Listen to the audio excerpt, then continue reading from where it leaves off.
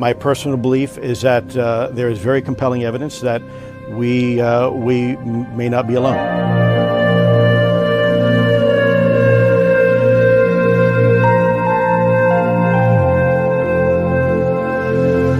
There has been and is an existing presence, an ET presence. It's not going to make a difference.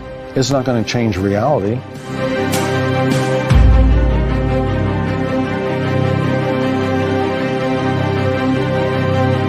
I believe, as do the other folks that were on the flight, that when we visually saw it, that it was something not from this world.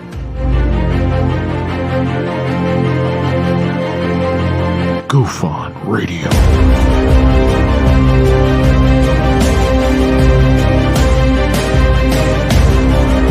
You were either in or you were either out, brother. But the cream will rise to the top, oh yeah. Goof On Radio with Rich Giordano.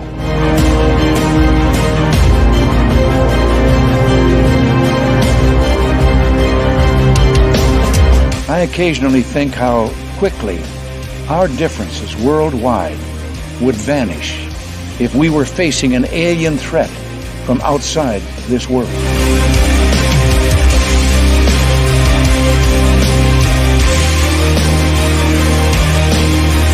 Goof On Radio.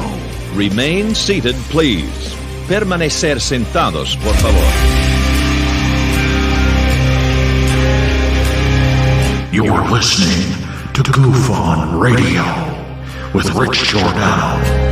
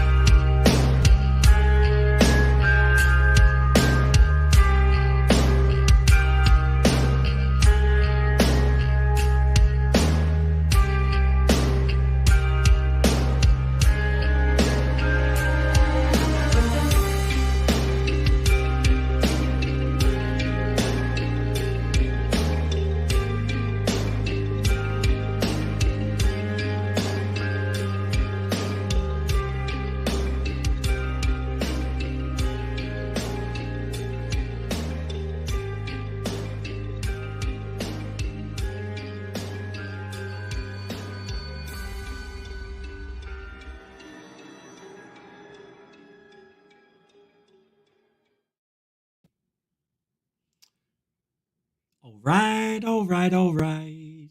I wanna beat me up tonight. I had a different intro I wanted to play tonight, and I forgot all about it. It's somebody made it for the show like a while ago. I'm talking 2 years ago.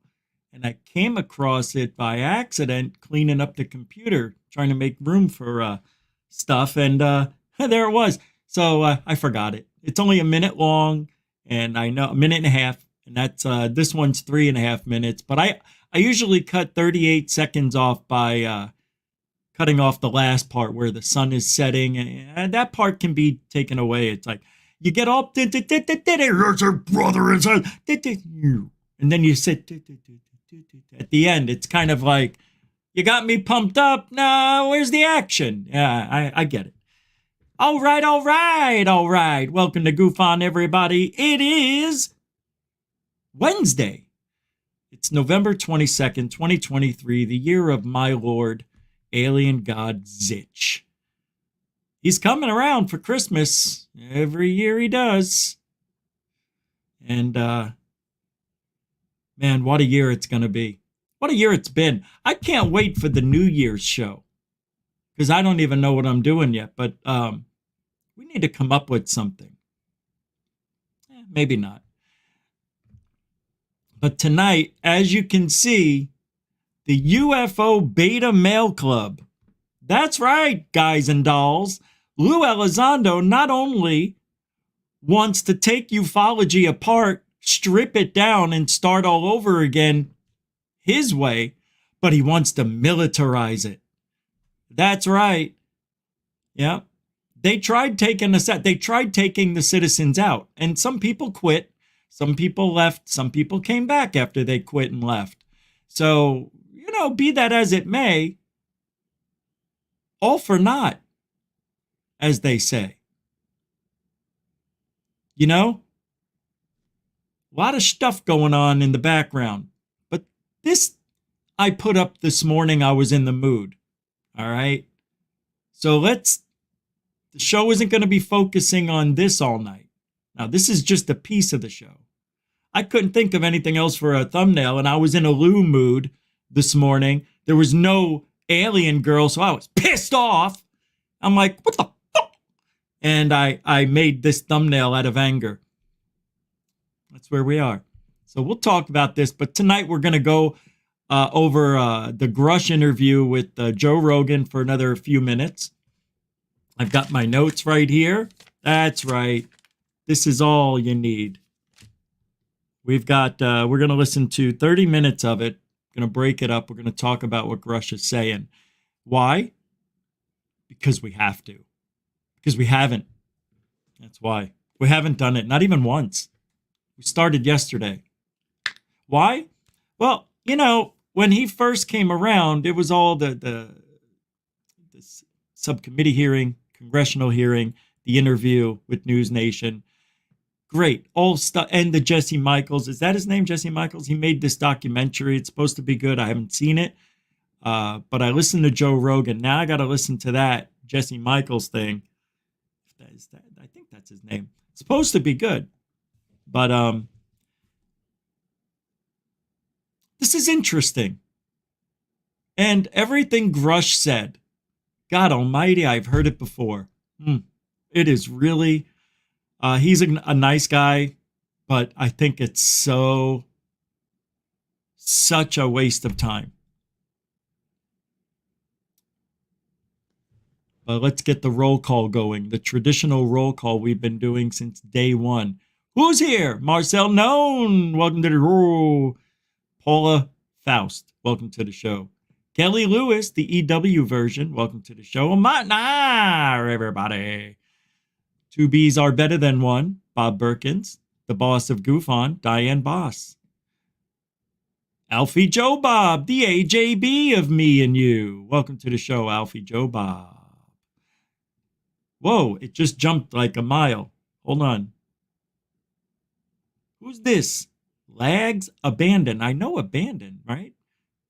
Welcome to the show. Cosmic Dave, what do you say? UK, welcome to the show, Cosmic. Cosmo Kramer's here? No. Cosmic Dave. Damn it. Hello, the UFO man. No. We're not going to do Elizondo for just a minute. It's not going to be all. I promise. It's Grush tonight. The thumbnail was just an attraction. This morning I was in a mood, and I was going to do Elizondo, but I'm not. But I had to put the thumbnail up because I am going to talk about, just for a minute, what I think is going on with Lue. F.A.P.'s here. What do you say, FAP? How does a fat, short liar with a mouse glued to his chin talk about other males being beta?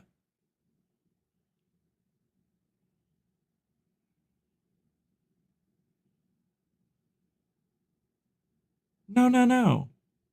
No, that sounds like you're talking about me. Because I'm talking about other males being beta, not Lue. Yeah, I call them the beta males. You'll know why in a minute. You've heard me say it all week long. Everybody, I'm not just saying you. I don't know what you mean by that, FAP, but I understand the first half. The second half, I'm a little lost, but I think I get your vibe. Yeah. And no.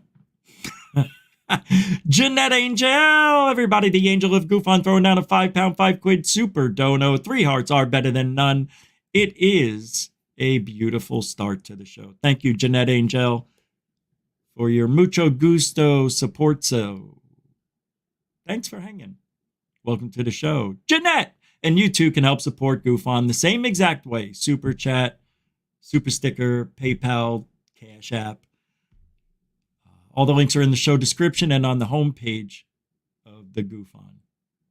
The Goof On, the greatest UFO network. Everybody asks all the time, what does that mean, goof on? They goofing? I goofing? Yeah, goofing. Jeanette, welcome to the show. You know, it's funny. You know, because we do goof. I joke around, but I have in no way, shape, or form is this a joke. Am I joking about what's going on in ufology? God, no. Brookes, what do you say there, Chief? Welcome to the show. Hey, David Wilcox. Not Wilcox. Welcome to the show. Minnie Main, everybody. How you doing, Minnie Main? Diamond Dog. What's up, D? Where you been? All right. Good to see some people. Is this Wayne? What do you say? How you doing, Wayne? Michelle, Michigan UFO sightings and paranormal encounters. Well, wait, I meant to. They need a crash retrieval crew for ufology. You know why that's so hard? We do. Don't we, though? The government, NASA. No, wait. Hold on. There is and there are protocols set up for the fire department, first responders, police, EMT. There are protocols in check and who they have to call. We did a show on it a week or so ago. It's interesting because we do have one. But how do you know? See, like if we were to do it ourselves, it would cost money. Hey, there's a crash in the Antarctic. We're not going there. Oh, there's a crash in, I don't know, Sao Paulo, Brazil. It might take a minute to get there. Some people will get there before us. You know, that's the rub on that. It's like it's hard for UFO researchers to be UFO crash retrieval citizens. I don't know if that's what you mean, but I like your style. Welcome to the show. Isaac Kenny. Hey, what's up, man? How you been? Good to see you. Good to see you. A lot of people here. Marvelous Marvin. I already did Martin R. That's why I skipped over it. I did early. Marvelous Marvin in his laser pistol. Welcome to the show. Backyard Astronaut. Hey, what's up, man? No. I'm not going to debunk Grush. This isn't a hate anything, man. Not at all. You can't debunk Grush. Don't you agree? You can't debunk him. Because everything he's saying, it's not new. It's already been said.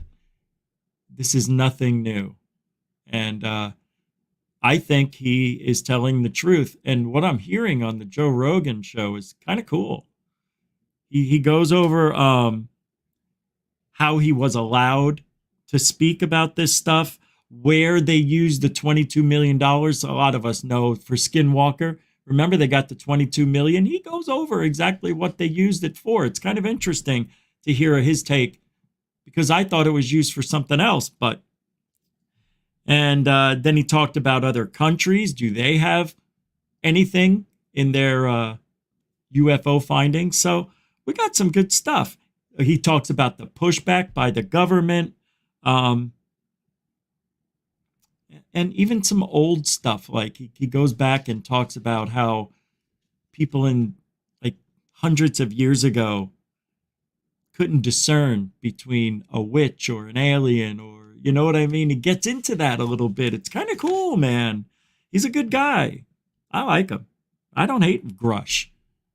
I just hate that he's not a true whistleblower yet. But he's a very likable guy. Now I see what the allure is. Yeah. See, I purposely kept myself away. I wanted to see what would happen if I just stayed on top. Like I didn't dive into Grush. I knew everything you guys knew from what we can read and see. But when they came out with these documentaries, that Jesse guy and going on Rogan, you get to see the guy a little differently. He's not in the suit. He's not stuffy. He's just being himself. That's what we need to see out of our people. Lue Elizondo never gave us that in the beginning. He was too rough around the edges, and I think he tried too hard. If he did it all over again, I don't think he'd do it the same way. Grush, in my opinion, is like Lue 2.0. And, it's interesting to me. I don't hate what I'm seeing. I think it's interesting. I don't think we're going to have disclosure anytime soon. There's absolutely no way. No. But I like what he said. And we're going to hear it. We're going to hear it.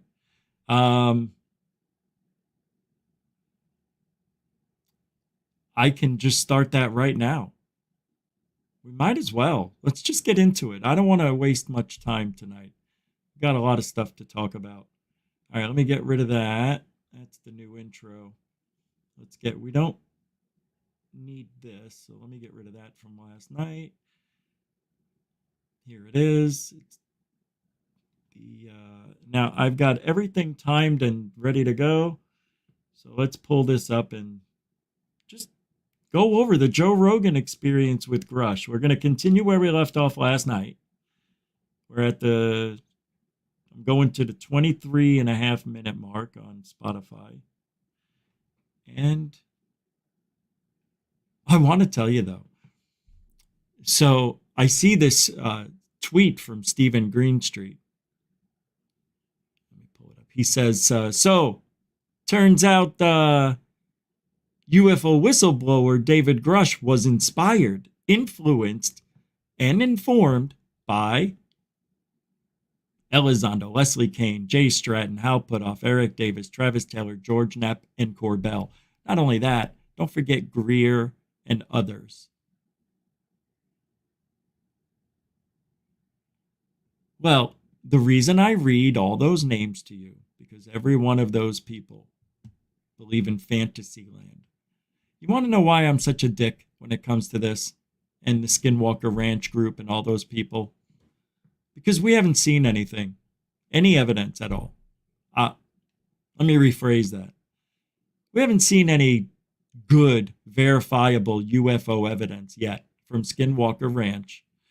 And quite frankly, Gary Nolan and a couple other people are fillers till the real shit comes out. You know, these guys are part of it, but just like we're part of it, they have a piece of the puzzle. Gary Nolan works with the brain shit, but he thinks he knows a lot more. And it's hard for me to watch him, but I have. And that guy, he's really not good. He's not good at this. Gary Nolan's not good at this. What do I mean by that? He's just not good at pulling off what he's trying to do. I don't find him like when he starts talking about the UFO community and all this stuff. Really, he's going to tell us about the trolls, the anger, the UFO hate group, and all that stuff. Come on, everybody's for that guy on that side. The UFO hate group never went after him. He's part of, well, he's not part of the hate group, but he's part of that group that likes him. All these guys. And Elizondo, believe it or not, over the last few years was part of that, not the UFO hate group, but a faction of the UFO hate group. Well, some people say, yeah, Lue is part of that UFO hate group. Because he did team up with King Milkfart. God, I hate saying these names. I feel like I'm in first grade. And in essence, that's really what is going on. That's the IQ level of what's happening here. Smart guys doing stupid shit. And to an unsuccessful lather. Yeah. They should have done things differently. Anyway, so I'm going to start this David Grush where we left off yesterday. This is super interesting. And let's get it up, get it on, get it in. Don't worry about how that sounded. I didn't even think that way when I said it, so don't think that way. Here we go. In 3, 2, go. Why did they let you discuss any of this? This is anything said. Yeah, this is how are you allowed to discuss this? And that's what you just heard Joe Rogan say And here he goes. Sensitive that I want to say as it relates to like U.S. government activity, whether it be intelligence stuff, military stuff, etc. I have to submit it through what they call DOPSR, DoD Office of Pre-Publication and Security Review. That is something anybody who's been an intel officer, anybody with like a clearance, has to submit that kind of stuff. Now, obviously, if you're writing a book about gardening, you don't have to. But if you're going to talk about anything military and intelligence related, you have to submit. So it's kind of a catch-22 for this office, right? They're only looking at it from a security perspective. They're not vouching for it or anything like that. And that's like any author, right? They could write a book about Navy SEALs and they're not vouching for the story. They're vouching that you didn't say any nasty code words. You didn't burn a specific ongoing classified program. And for them, I mean, I'm not in their OODA loop, but certainly it's a catch-22 for them where if they want to redact and they propose a redaction, they're like, hey, Dave, you can't say these sentences. You can rewrite it and resubmit. You know, we can't necessarily tell you what agency said to redact it, but you're not. So how is this whistleblowing in anyone's mind, really? I don't get it. Yeah, it's weird, right? I'm in. Oh, what the hell's this? Hold on a second, guys. I have to stop this because this is something I didn't notice. 7:15 this came in from King Milkfart Harassment Archive. I got to say thank you for that $5, by the way. What are you doing? Thank you. He says, I will never, i.e., counter intel agent Lue Elizondo groomer of King Milkfart. Yeah. Yeah. I will never, i.e., counter intel agent Lue Elizondo groomer of King and others, as you can see behind me. This is for Bobby Heatherly, or Roberta, as I called her. This is for Fessler, who we lovingly call the Fist. And, those two were huge problems in this community. Huge. And now, they all gather over there. He's got a nice little group. The show's successful. He's doing really well. And it's hard for me to watch because every time I go over there and I just peek in and Fessler looks like he just got done taking a sauna with his clothes on. I can't watch. It's very hard to watch a guy who's sweating half the time he's on. I mean, I'm sweating, but you don't see it dripping off me. And I don't chop up my meat and start chewing and eating and doing my nails and primping my hair. Well, he does all this shit while people are talking and he's sitting there, doing his nails, painting them and shit, doing his toes. Anyway, thanks, King Milkfart Harassment Archive. I always say King Milkfart Harassment Group. Thank you for that. And in other words, Elizondo basically groomed, is what we're saying. Groomed King Milkfart. Now, I have a very interesting, not now. I'll say it later. Thank you very much for that, by the way. It was kick-ass of you, King Milkfart Harassment Archive. Mucho gusto, generoso. Now you're part of the family. David, new picture deep in the Milky Way. Sky News magic. I think I have that up for us to look at a little bit. Somebody send it to me. I hope I don't forget. New picture deep in the Milky Way. Sky News magic. Yeah, somebody sent me that. Did you? Was that you who sent that to me? Well, I think it was, right? Thank you. And I'll take a look. Yeah, we'll look at it later. Thank you, David, for the £2, £2 super chat. I know what it means. It's good stuff, man. And Dorothy Hawkins, dit.55 on X. Thank you for your ongoing support forever. Thank you so much. And Dorothy says, the season of thanks for Truthology for Ufology. Oh, yeah, tomorrow's Thanksgiving. Oh, yeah, tomorrow's Thanksgiving.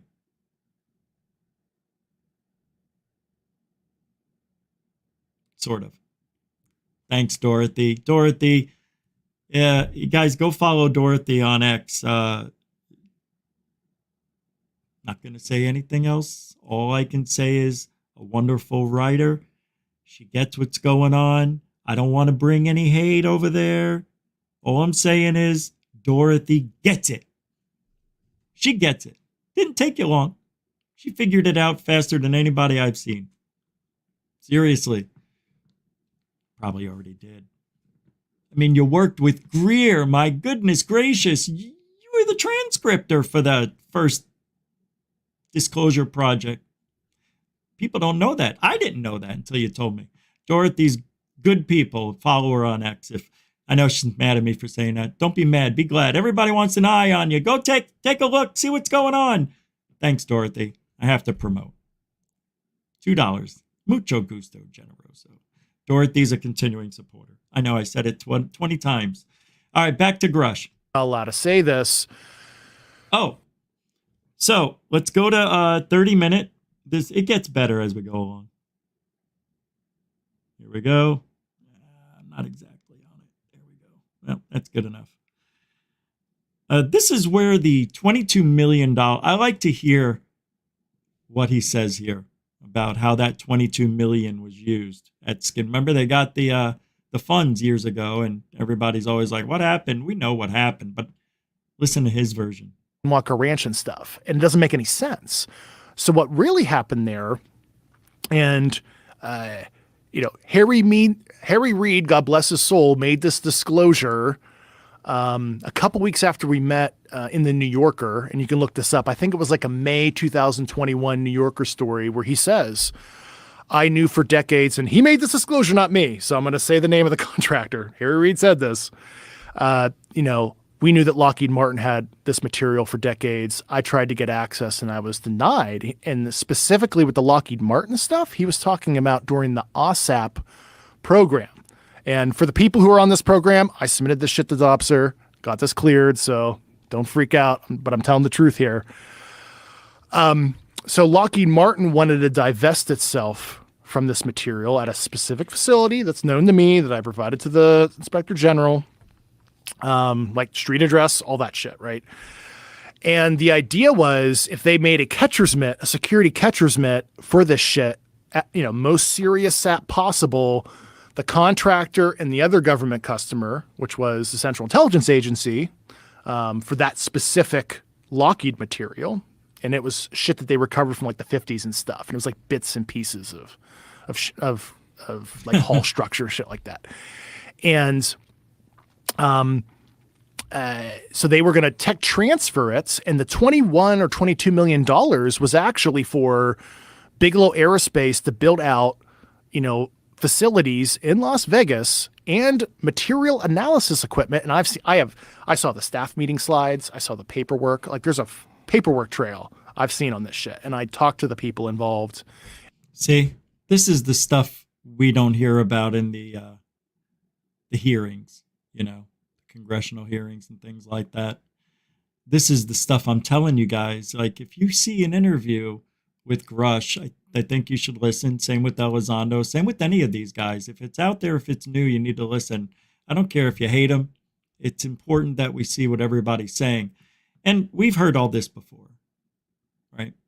Now, I'm not saying we've heard it from him, but this isn't anything new. But I like it. I like that he's expressing it his way. He's telling us what it's being used for, how it was allocated.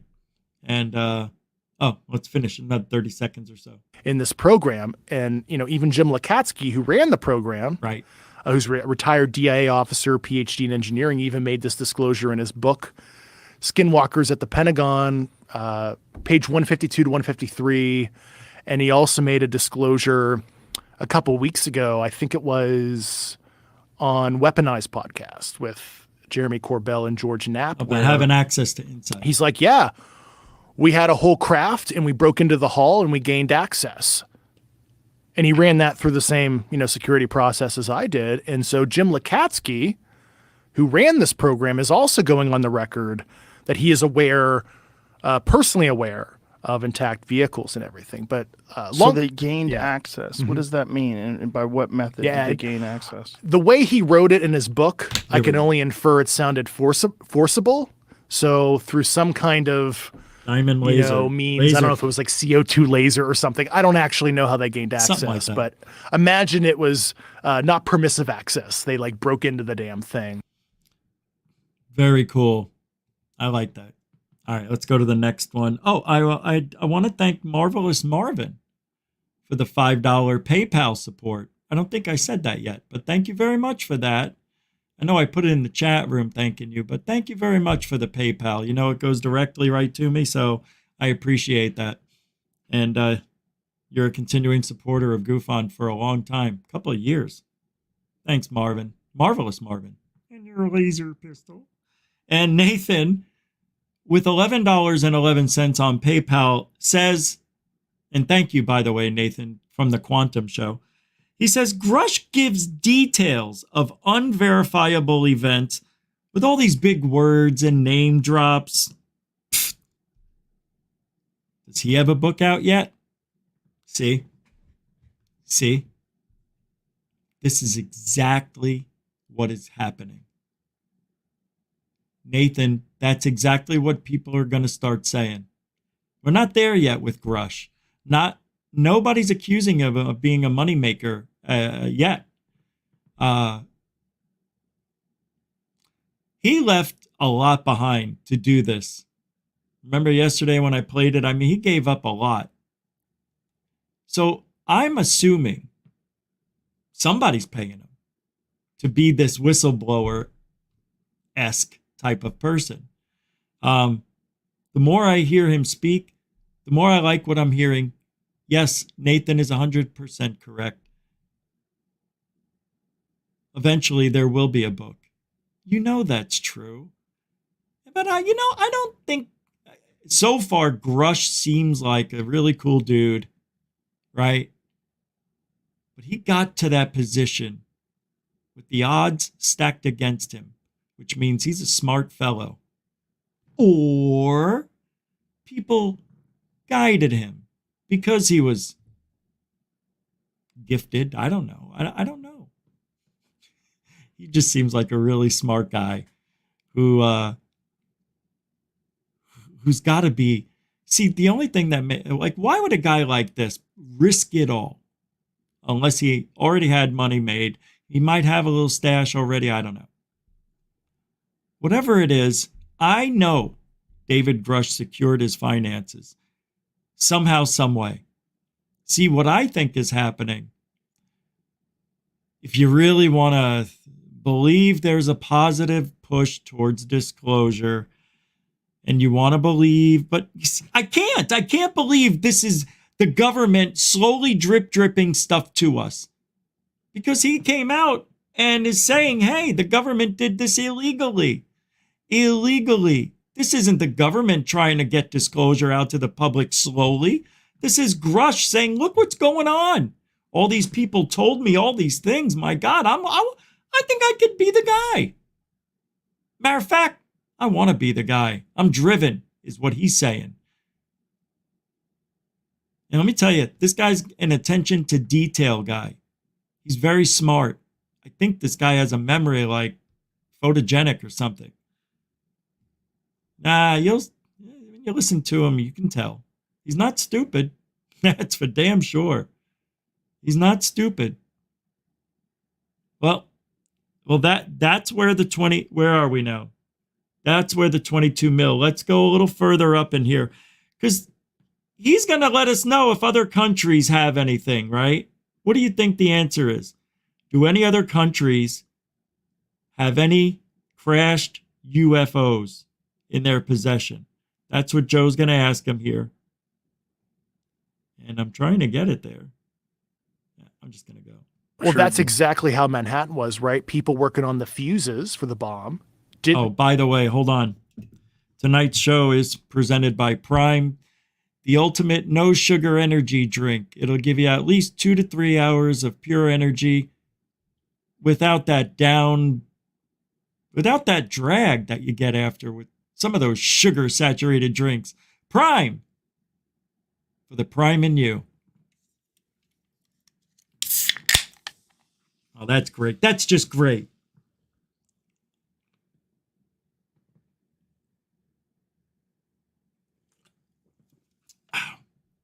Prime. Tropical punch. All right, let's go. Necessarily know it was going to a nuclear weapon. Thanks, Nathan. And I've seen this kind of compartmentation, this obtuse secrecy in other programs, and it is debilitating for progress. And honestly, as a former fiduciary of the taxpayer dollars, it's not the best modus operandus to do it that way. And very few people kind of had that top down, could look across the silos and see what was going on. It just became very dysfunctional, and they were afraid. Sorry, I'm not at the right spot. I was supposed to go to 44 minutes. There, I went right on it too, and I didn't even realize it. Here we go. Sorry. It won't be too shocking. Okay. But I won't acknowledge what the U.S. may know. Right. So are we aware of numbers in terms of like at least a rough estimate of how many are available to these other? Yeah. How many? That's like super But there's sensitive. more than one. Yeah. You can read into that. You can read into that. Okay. So Grush was just asked about how many crashed vehicles are out there that we've recovered. They're going to get into how many countries have UFOs, and have any of these countries found anything that could further advance the technological advances we have made with these so-called UFOs. And his answer is, it's kind of annoying because he can't say a lot. And I'm with Nathan on this. There's a lot of stuff that he's going to say, and unverifiable, a lot of it for now.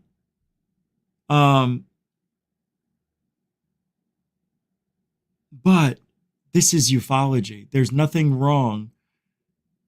Let me start over. There's everything wrong with giving us whistleblower after whistleblower without showing us or giving us any evidence to look at. And I understand once they do that, it's game on. It's over. That's going to be the beginning of disclosure, when they give us the real good evidence. That's it. We haven't had it yet, and I don't think we're ever going to see it. Let me tell you, when it does happen, though, because one day there's going to be a leak or an accidental drop of a UFO or something. Someday there's going to be this in the next couple of years. And they do that to get a reaction out of us, the public.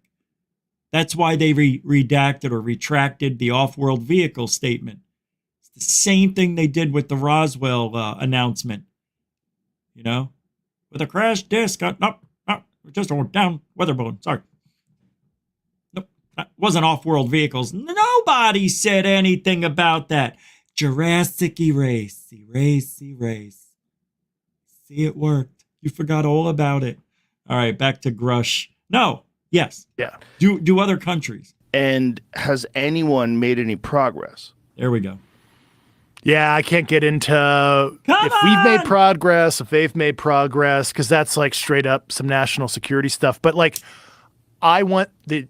just to be clear, I want the U.S. populace to learn a lot of this. And this is why, another reason why I went public is like, I need to call everybody out. I'm not here to admonish the entire government, mind you, but there is an element of the U.S. government and its clear defense contractor base that, we have a 3-branch of government oversight issue, like going back to Harry Reid. Harry Reid didn't even get access. I fucking talked to him myself to confirm that. And he said he was going to go talk to Biden.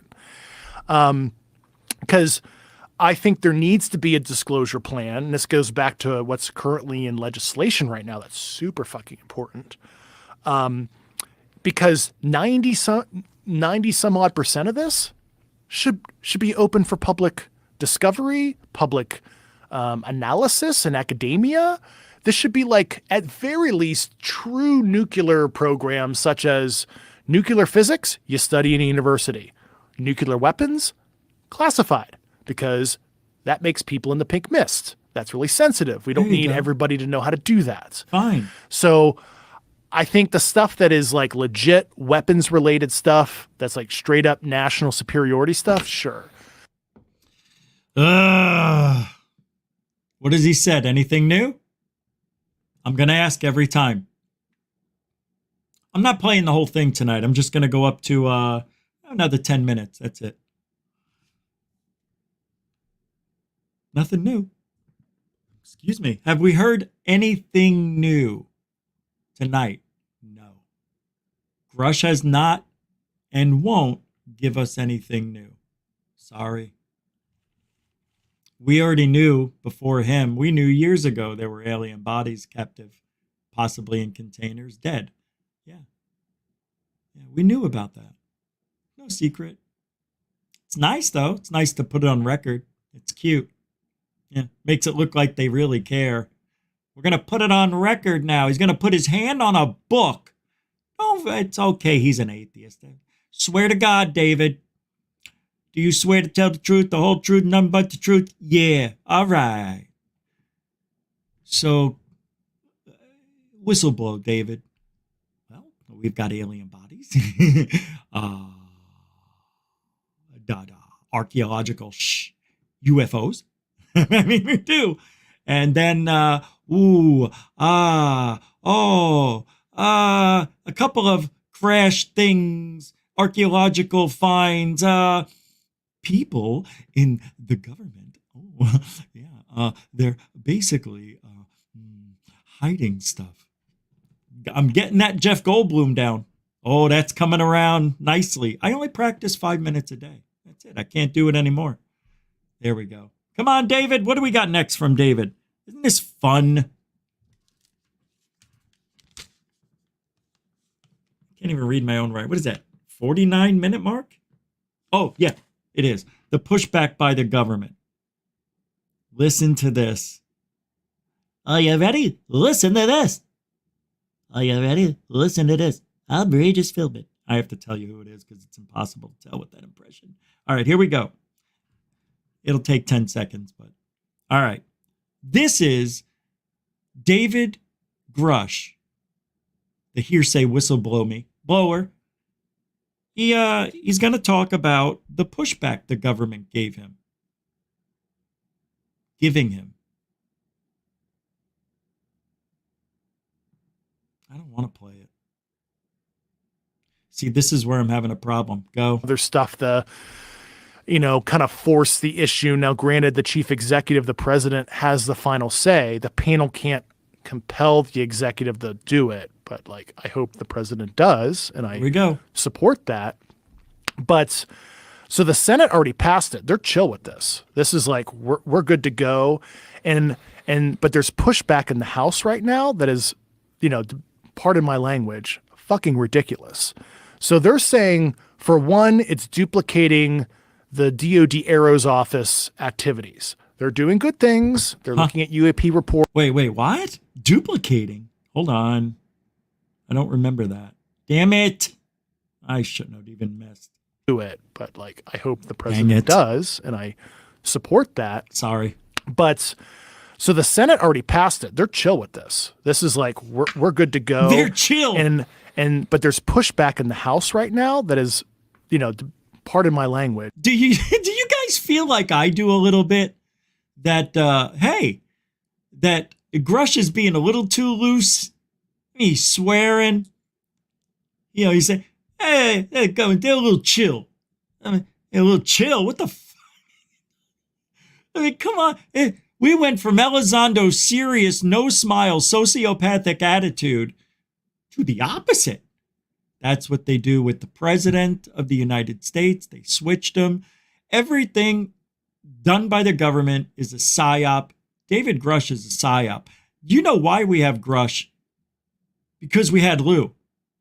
Even though we still got Lue. But this is the guy now. This is the guy. He's the featured member. He's total opposite of everything Lue was, isn't he? He smiles. He's got a personality. Right? He's not the serious counterintelligence guy that can do anything when everybody's asleep, even when you're awake. He's like Santa freaking Claus dressed in black or camouflage. Depends on the Lue. You want daytime Lue, you get camouflage. You want nighttime Lue, you get black. But I'm finding this to be all too interesting. Oh, your mother's fake dick. God dang it. You know,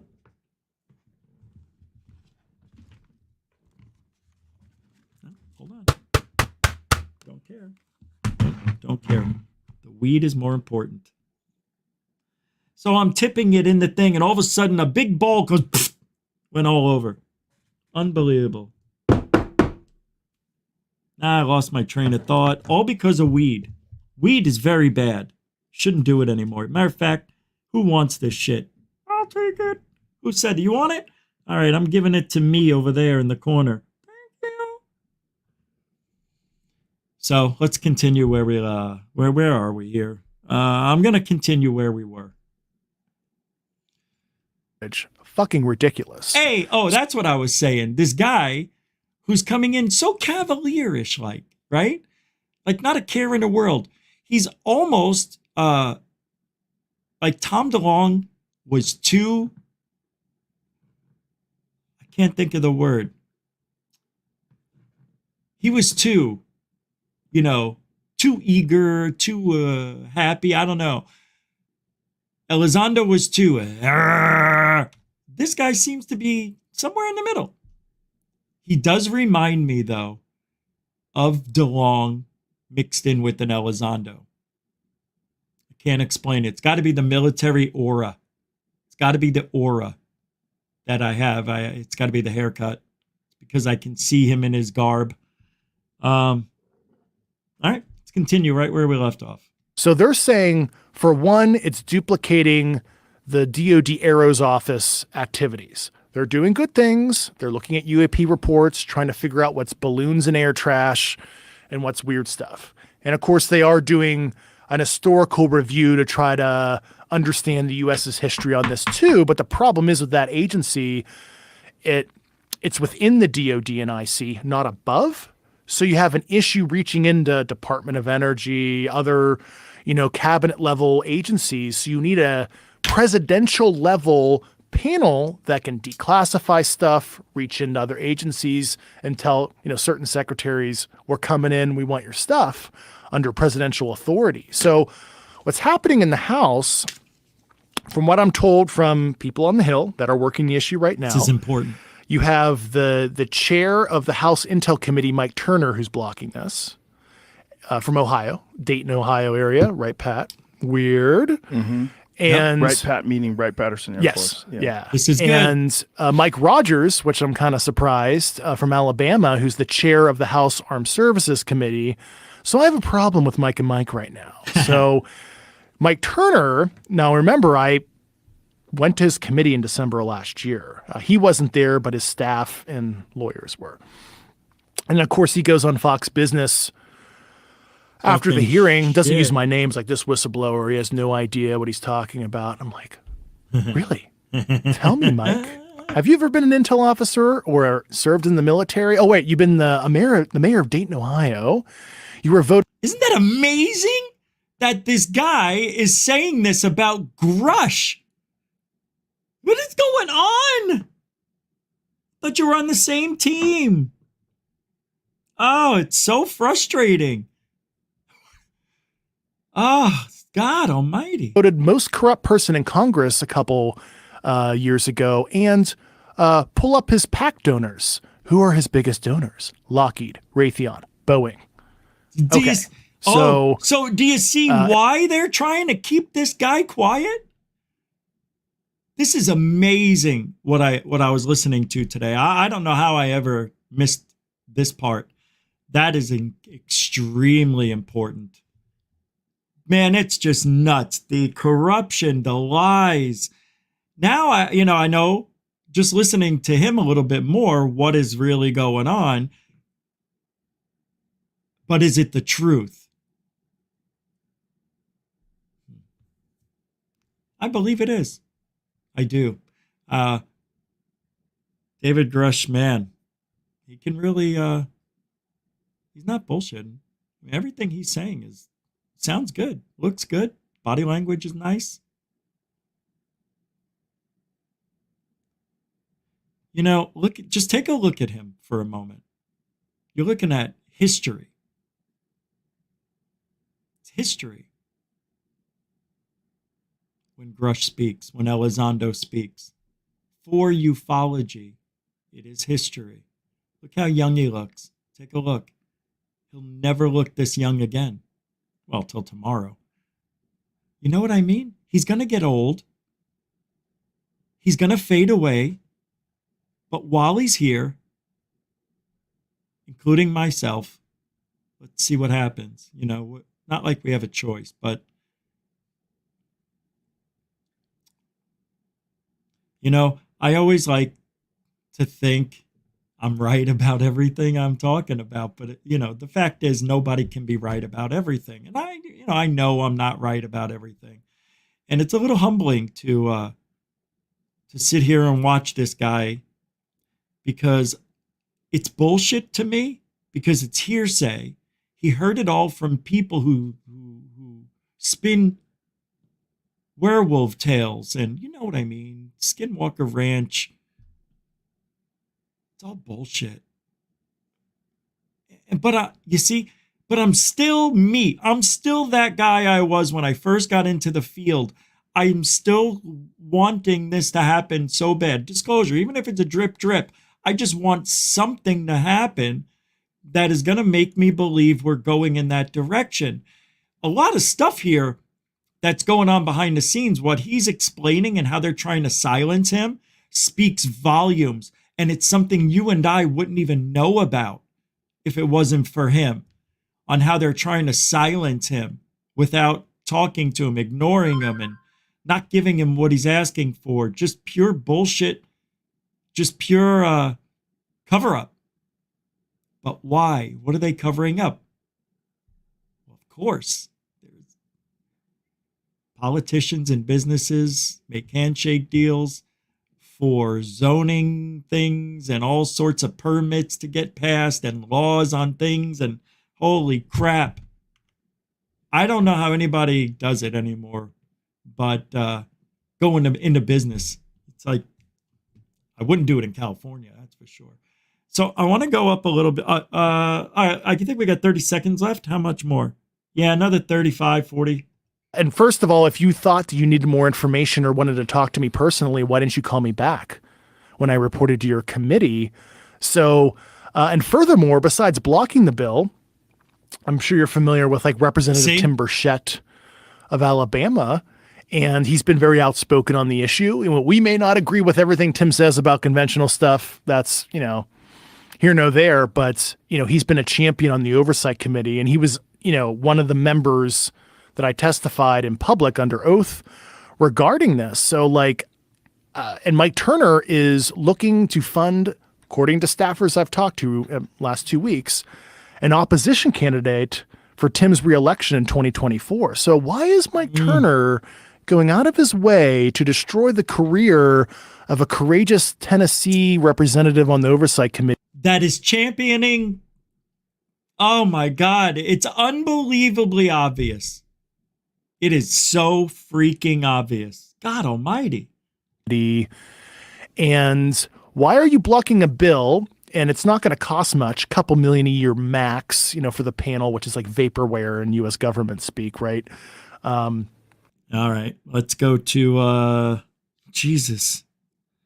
I'm just going to go to a 53-minute mark, not too far ahead. This is good right here, this next part. A couple seconds shy. All I wrote down is good stuff. What do you think the answer to that is?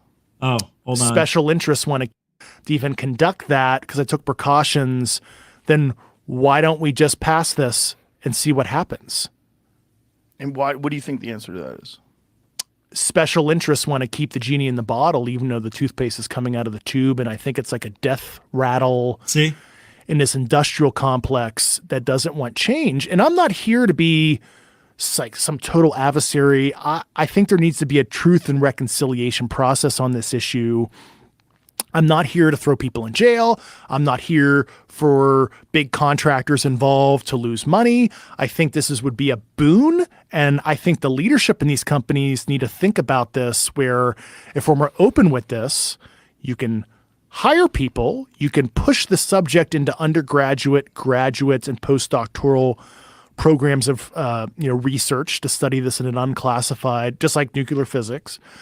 And this answers a fundamental question for humanity. Are we alone, or what happens when we die? Well, okay. We're going to play the rest of that in a second. I have to stop it there. So David Grush is saying nice things, but he hasn't really, it doesn't seem like it, especially in this interview. It doesn't seem like he thought it through. The implications of knowing there's alien life, he's not mentioning how people are going to react. He's just talking about the possibilities of the good stuff, as much good that the aliens would hopefully bring. Unfortunately, we don't know how long that would last. Could it just be some sort of Band-Aid to gain their trust? And then the next thing you know, on the 90th day, we all explode from the inside out because we used this special cream that keeps us alive or something. Who knows that they gave us. It's, I wouldn't trust. I'm watching V. Remember that TV show? What was that? Like 10, 15 years ago, right? 2002, I believe it was. It's pretty good. Yeah, I just got to the part where they started giving them rejuvenation, where they could regrow limbs and give them new limbs and shit and cure cancer and all that. See, those realities, let me say that again, those things can be realities here on planet Earth. Can you imagine how much money the pharmacy, the medical industry, they would lose so much money if there was a cure for cancer? You know all this, heart disease, diabetes, all those things have possible cures to them, right? What if the aliens gave us those cures? All those people, they don't make as much money as they would have, but people will be happier, people will live longer, people won't be suffering. They'll just be out. See, that's what bothers me about humanity. So freaking greedy. It's always about money. Always, always. All right, I can't say always. 99.999%. There's no other reason for anybody to do what they're doing out there on mainstream media if they can't make money for their company or themselves. And how do you do that? Ratings. How do you get ratings? You got to have some hot topics. Well, do you know that TV show where they keep looking for the lost treasure on this Canadian island? And every week it's the same thing. We found a button today. It was from 1511, around the time that, and then they go into the Illuminati people, and who are the guys with the swords? They came here, and it's apparently around the same time. Come back next week when we find out how much that button costs.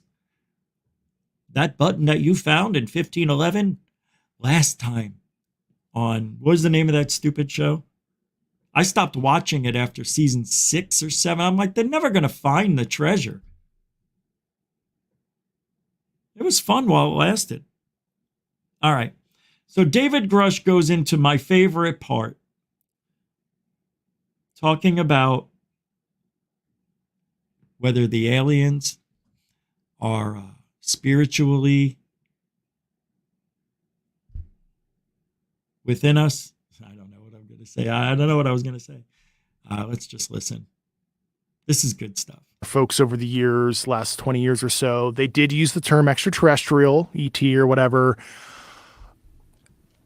Okay, that isn't a possible origin, but the Schumer Amendment, if you read it, it specifically uses non-human intelligence, NHI, very deliberately, because we want to catch everything, because what if some of this stuff is not ET and they're going to use that as an escape clause? Like, well, this stuff that we don't even know if it's extraterrestrial, so this doesn't apply. So that's why we wanted to be as broad as possible. I mean, besides ET, I mean, a lot of it would be my own personal opinion.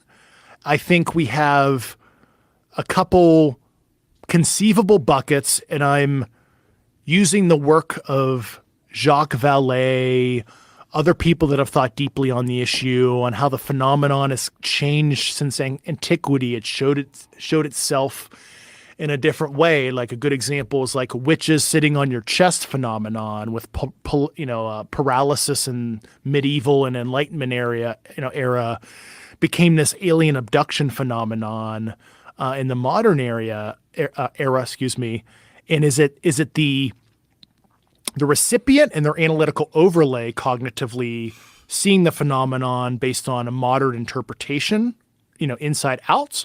Or is the phenomenon, this is like Jacques Vallée's book, Passport to Magnolia, I can never pronounce it right, 1969, where he talks about the phenomenon seems to like masquerade itself as different stuff over the years. But, we've seen roughly the same stuff. You look at the Foo Fighters of World War II. There are declassified Air Force OSI reports from the 50s. People can Google. I got to pause it because I'll forget. Oh my God, I can't believe it. Everything he's saying. It's like listening to Greer and Jacques Vallée. It is, without any evidence, too. He's just believing it. So that's the rub for me, as I like to say. The rub of it all is that in the end, David Grush believes in fairy tales. However, those fairy tales are mixed in with the truth. And what is the truth? Well, that's for us to figure out, isn't it? Does David Grush know everything? No. What does David Grush know? David Grush knows what he was told. Then he did his own research. People found him things and started connecting the dots and saw some inconsistencies, and he decided to I still don't like it. I don't like it. Well, I think it is treason. Even though the government is doing shit like this, they've been doing it like that since day one, right? Everybody turns the other cheek, walks the other way, looks the other way, whatever, because they're going to need a favor eventually. And that is how deals are made. Do me a favor, I'll do you one. You get this bill passed, I'll get that one passed. You want this many millions? Well, in 2 years, we're going to need this many millions. Can you meet me somewhere? I need to talk to you off the record. Why? They go to the bathroom. They talk about stuff behind closed doors. We found out that there's going to be a freeze coming and orange juice sales are going to go up. But before they do, you might want to buy everything. See, then you sell, then you buy it all back. Something like that. What was that show? That's from 48 Hours.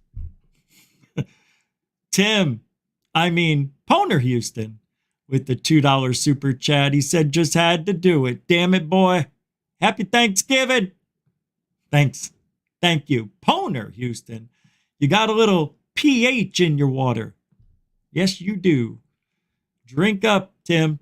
It's going to be a good one tomorrow. I have a feeling tomorrow's going to be special. Not just for me. For America. No, I have a feeling there's... what is that? This just came out of my mouth. I don't know what that is. It looks like plastic. Looks like duct tape. Oh, this may have been when I bit the duct tape. It might be. Holy crap, I'm going to save it. But I think something's happening. Tim, Poner Houston, thank you very much, man. Have a happy Thanksgiving. We'll be here tomorrow night. There'll be a show. Thanks, man. Appreciate the $2 super duper. Mucho gusto. You've been around for a good few years too. I like the name though.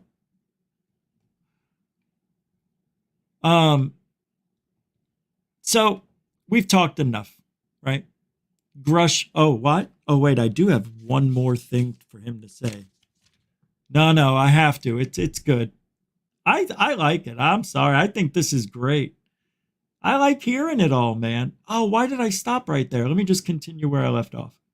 Or this is an allegory or fable in the Bible. Let's say the event happens, just like in the Vedic text, you have the battles, the blue people and the battles in the sky that sound like nuclear and directed energy weapons. Like, what's going on there? I mean, maybe that's a Graham Hancock or Randall Carlson type thing. They know more than I. So there is a real phenomenon that origin undetermined, but it's trippy, and sometimes it presents itself in like a non-corporeal form too. Orbs, balls of energy. They don't appear as like some kind of bipedal hominid like some people have espoused. So I think that might be, call it interdimensional, call it shadow biome, crypto-terrestrial. I mean, there's a lot of different theories. What are the primary theories? The primary theories are from another planet or from another dimension. I think those are the primary. I mean, there's certainly origins that we probably can't conceptualize as humans because our meat is stuck in 3D and we don't understand, and our IQs are only so high. So there might be some origins that we don't understand. In terms of like interdimensional travel. Yeah. I mean, obviously, if you talk to mainstream physicists, they say like crossing dimensions physically is kind of a trope of sci-fi. And, that's why I used an example. And I know some physicists don't like me talking about this theory, but it is a theory, so the holographic principle, which was originally conceived to explain how information is encoded on an event horizon of a black hole, which is a distance away from the singularity of a black hole where if you cross it, you're fucked because you're going to get ripped to shreds or you're not coming back.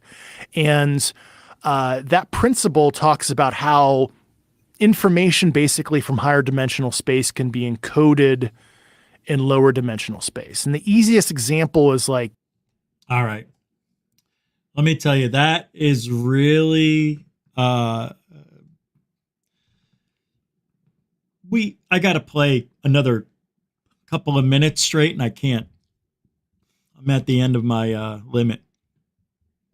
But we'll continue tomorrow with a few more minutes of that, and we'll probably be done with it this week.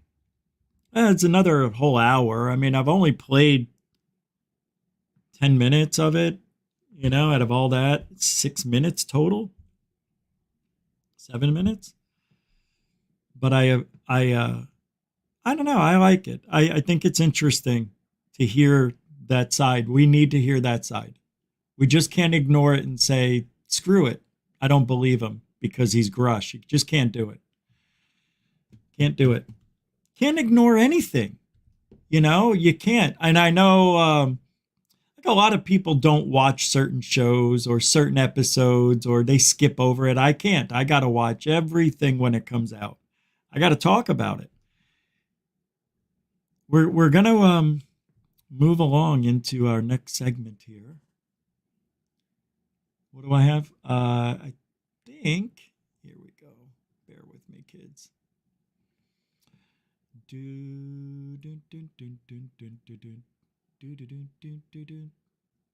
Nah.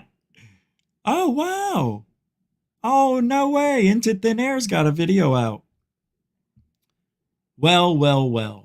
Like I said, tonight, I know the thumbnail, but I'm not going to spend too much time on Lue. But we're going to watch Into Thin Air. We're going to watch a couple of minutes of an 8-minute video. I'll put the link to this show. I'll put the link to his video in the show description immediately following the show. Ancient discovery found on Mars! ! From Into Thin Air, everybody. In 3, 2, and go.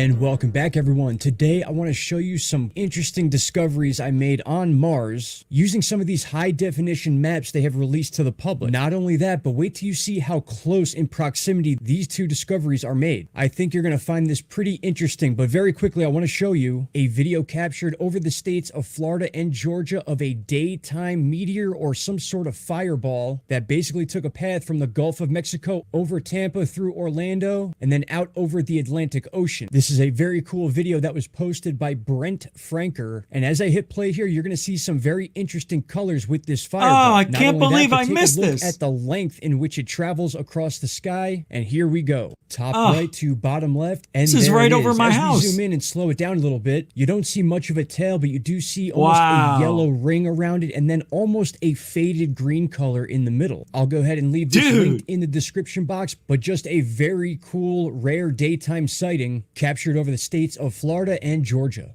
And now I want to go ahead and show you these two discoveries I made on Mars using a few different tools. One of them is pretty well known, and it's on Google Earth. Both of these very close to each other, and both of them very much look like eyes. So here we are on Google Earth, which I'm sure many of you know about. But for those of you that don't know, there is a menu up here on the top. And if you go ahead and click this planet that looks like Saturn with the ring on it, we get some different options here. We have Earth highlighted right now. We have the sky, Mars, and the moon. So we're going to go ahead and switch this over to Mars. And now we have the ability to check out at least what they claim to be are satellite images of the surface of Mars. And for those of you that have been following my YouTube channel, you know I do a lot of this type of stuff, specifically on Antarctica, where we've made some crazy discoveries, but I want to show you exactly where I found these. And again, there's not just one, but two of them in a very small area. You are now looking at the first eye that I found that almost has a second one next to it with a straight long eyebrow here. We're going to take a look at that in a moment. We're going to go ahead and orient ourselves.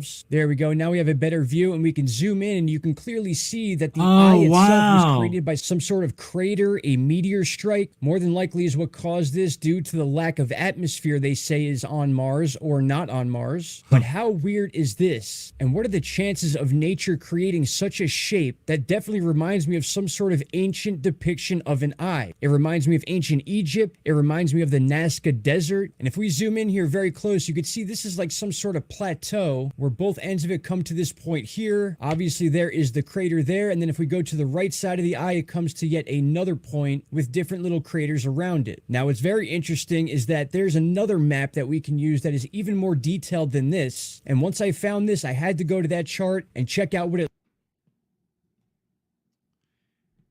Into Thin Air. It's a longer video, so go over to Into Thin Air. I'll put the link in the show description right after the show. All the YouTube videos I play on the show, I put the links in so you can watch them whenever you want.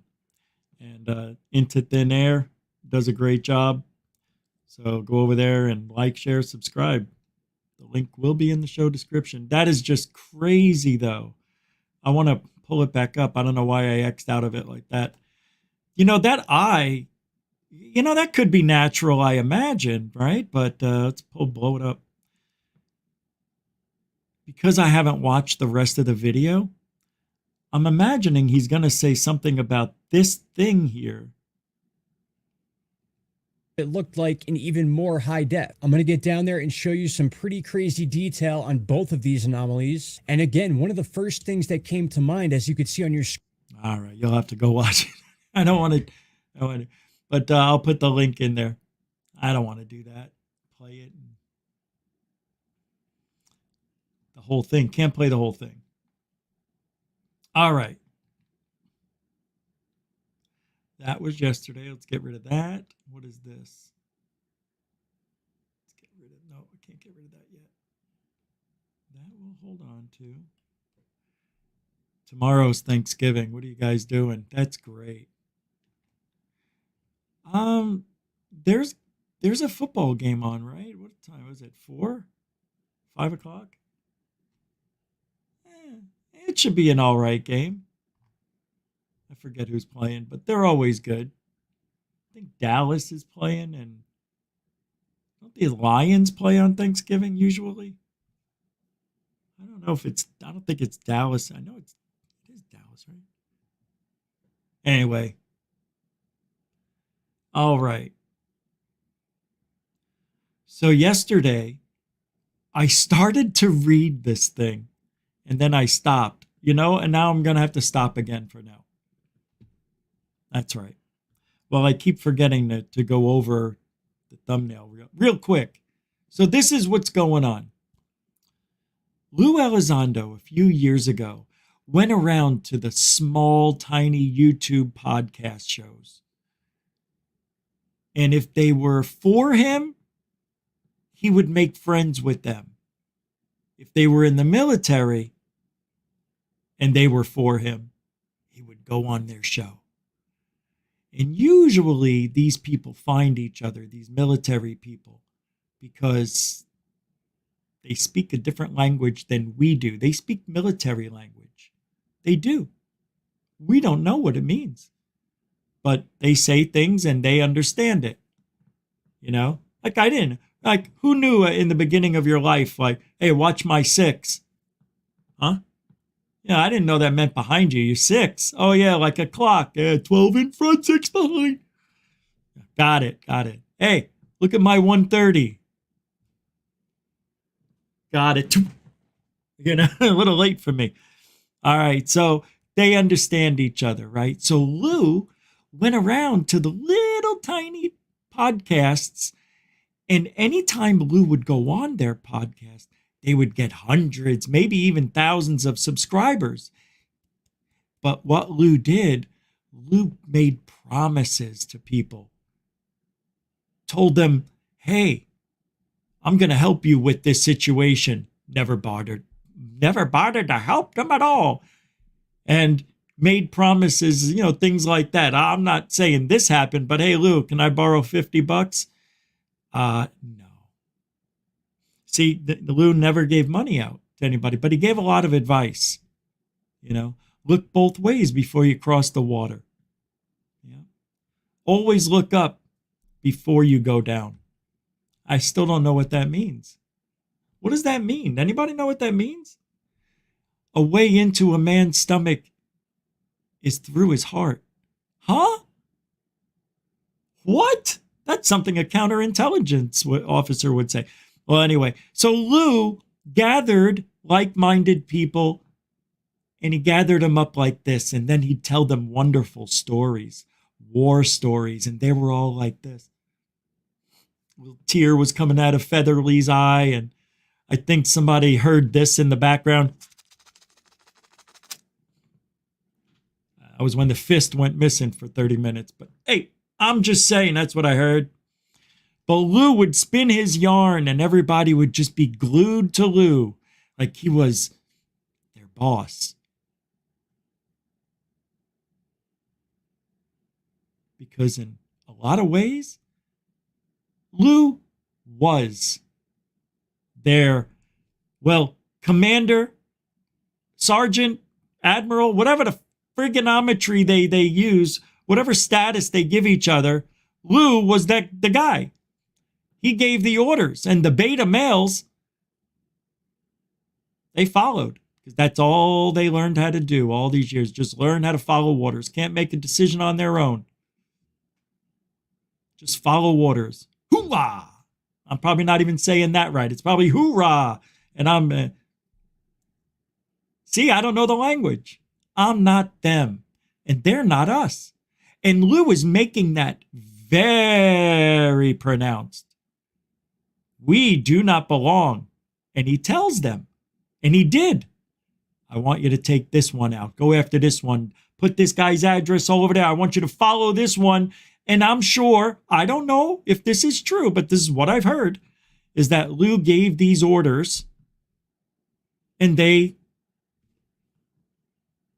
felt like they were back in the war to some degree. Lue gave them subscribers, false sense. Well, he gave them a secure friendship. I'll do anything for you guys. You do anything for me. Hoorah! And we found out that Lue didn't do everything for everybody like he said he was. How these people can still support him is beyond me. How they can do that. One of their own betrayed you. Oh, but it's okay. It's a brother, and we understand why Lue did what he did. We understand.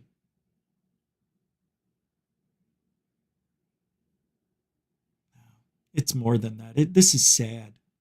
Lue is trying to gain the trust of ex-military, retired military, people still in the military, people that are like-minded, think like Lue, act like Lue, understand Lue, and feel, because Lue's on TV, Lue's the UFO guy, Lue's the main guy, they love and will do anything for him. They might even die for Lue. We'll die for each other. I know. Calm down. But we will. I know you will. But I'm saying, I get it. I understand it. I played sports. I understand what it's like to be right next to somebody going to war for you. I get it. But what Lue is doing is hurting people in the process for absolutely no reason at all. Because we don't agree with him. Lue thinks this is North Korea, I think. Serious. That's what he wants it to be. And do you know why he is friends with all the military? Not because of the like-mindedness, but who is going to call out somebody in the military? I did. I called Lue out 4 times on TikTok. Nothing happened. Not yet, anyway. I'm sure something will happen. I'm sure it will. Well, it has. You know about one of the things that's happened, the mail fraud that they're doing. But I can't tell you about the other one because it's pretty bad. And in case something comes up, I've got that in my back pocket. But it's pretty scary to know. And I'm not joking. Really. I have a legitimate fear that Lue is going to get me. Not him himself. He might. You know what he's not happy with me for? I can't believe it, of all things. He is really mad that I said when Lue has sex with his wife, he's so fat, when he rolls off of her, she's flat like a pancake. That's what he's mad about. That I made the dumbest joke. It's not even funny. I mean, it's like, I was just being a dick, you know? It's like, I'm going to be a dick. I'll say some things that aren't funny, but hurtful. That's what hurt him. Yeah. Did you know Lue was going to come on this show? Yeah, I didn't even know that. But because I made that comment about his wife being thin. I mean, it's not even about his wife. It's really about him being a tub of shit. That's why he's not coming on. That's why. I could have had him on. Do you see what he's doing? Oh, I almost had Lue on. Oh, darn it. Shucky darn. Yeah, and what good did that do for Lue Reviews? Look at what Lue Elizondo did to Lue Reviews. Uh-huh. That sucked. Yeah, that was shit. Elizondo really sucked that bullshit out. I mean, he really screwed him over. Bad times, man. I don't like to see that for Lue Reviews. I don't want that. I wish he could have kept having the relationship with Elizondo. We all do. But that's what Lue Elizondo did, though. When he wanted to end the relationship with you, just so he wouldn't have to stick to his promises. You know, hey, buddy, I'll get you this. Don't worry, I'll take care of that thing if you do this thing for me. He gets out of that by befriending them and hurting their feelings. I thought we were close. You thought wrong, sucker. me. And then Lue takes off in his big rig. You know? And he's got the big orangutan in the seat. A real live orangutan flipping everybody off. What was that show? BJ and the Bear. Wasn't it BJ and the Bear? That's Lue. Lue is the orangutan. That's all he did. He just gathered up the troops, people with like-mindedness, and they idolize him. Still do to this day, some of them do. Even though Lue screwed them all over, most of them. I thought there was this tight brother, and how they can do that to one another is beyond me. They slash each other, they talk shit to each other, they threaten each other, but at the end of the day, we're just guys. That's what I hope they're doing, because that's the kind of guy I am. I'm not going to hold a grudge. If you want to drop the grudge and you want to start from scratch, we can do that. I can talk to you eye to eye. I could even apologize for a few things if it'll make you feel better and might make me feel better. But they won't do that. They won't olive branch goof on. Yeah, it's all right. We didn't need them then. We don't need them now. All I'm saying is, what am I saying? I don't even know anymore. Pretty much that wraps up tonight, right? This is bad. If Lue wants to militarize ufology with all these people on all these podcast shows running amok, taking out other podcasters because they don't agree with what Lue says or does. By the way, Lue's been gone for a long time. Why am I talking about him? I have no idea. I have no idea. But I can tell you this. I probably won't talk about him for a while after tonight. I've done a lot of talking the last couple of days about Lue. I don't want to keep talking about him. There's no reason to. There's nothing happening. The only reason people were talking about him because King Milk Fart, the biggest troll on the internet or on X, started his new account and Lue friended with him. And everybody lost their minds.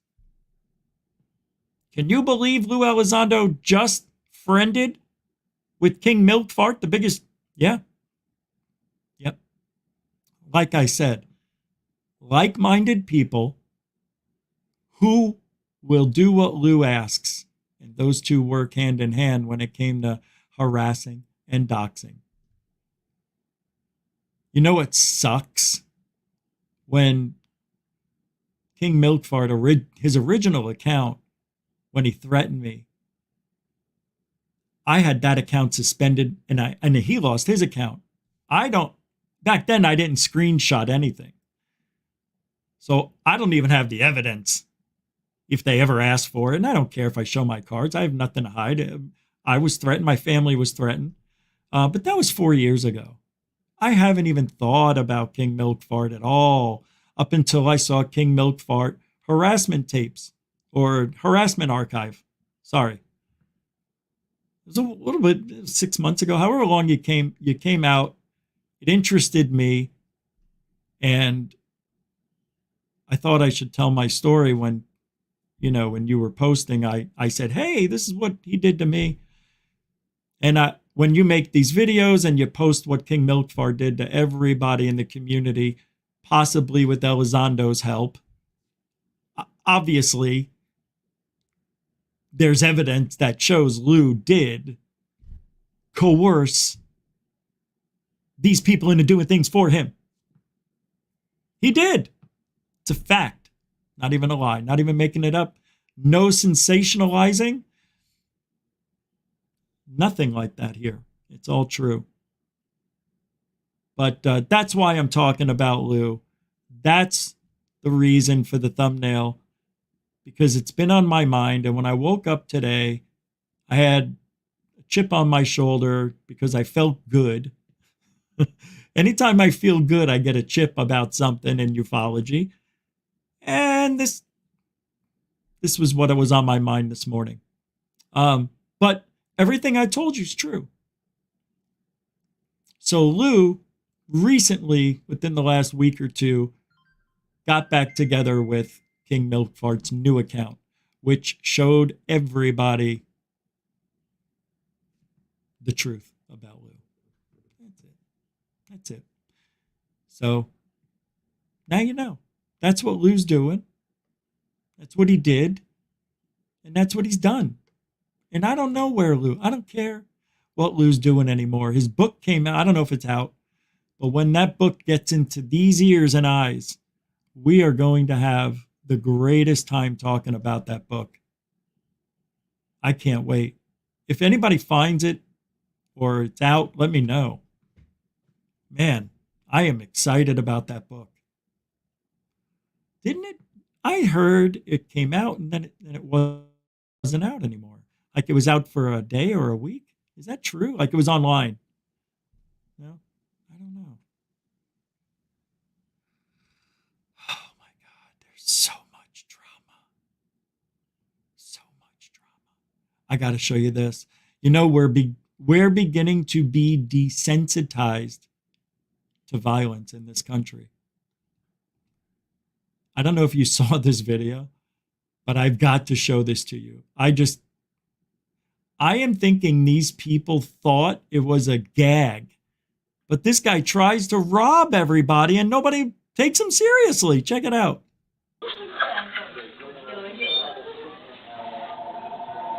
Everybody get down! Give me all the money! It's got the markers! Give me all the money! Get down! Where's the money? Give me the money! Where's the money? Everybody give me everything! Where's the money?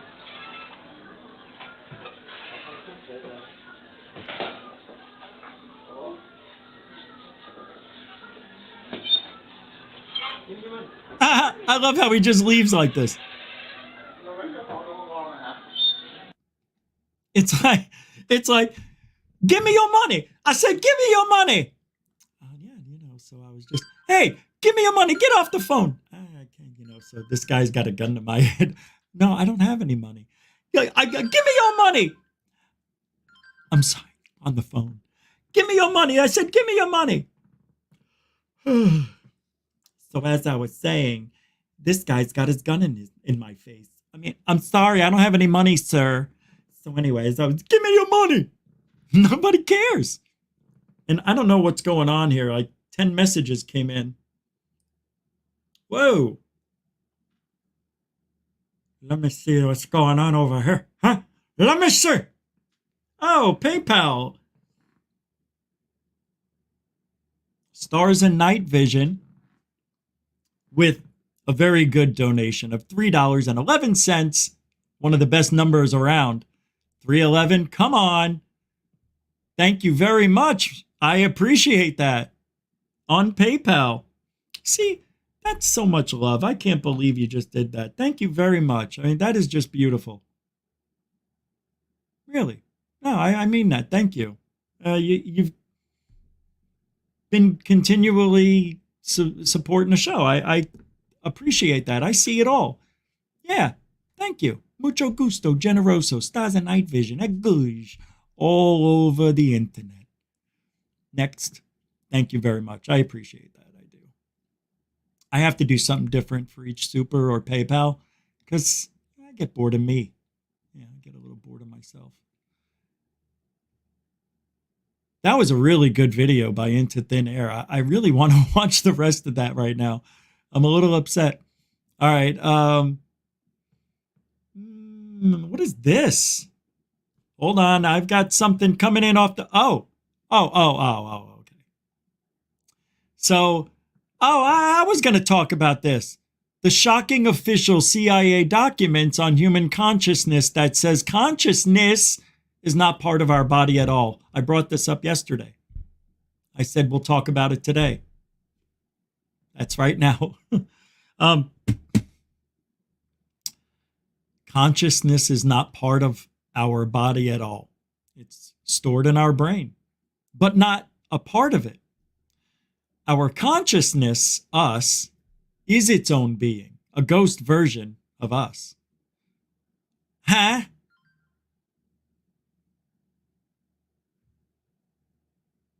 You ready? I have to read it to you. Let me see if I can do this. I have to keep it in front of me. I can't, if I put it up on the screen for you to read, it's too small. You won't be able to. And it's that small, I can barely read it. So it has to, I can't look over here. So here we go. So this was the Department of the Army. This was approved for release September 10th of 2003. U.S. Army Intelligence and Security Command, Fort George Meade. 2, this is a letter, and it's written to Commander, U.S. Army Operational Group. The subject matter is analysis and assessment of gateway process.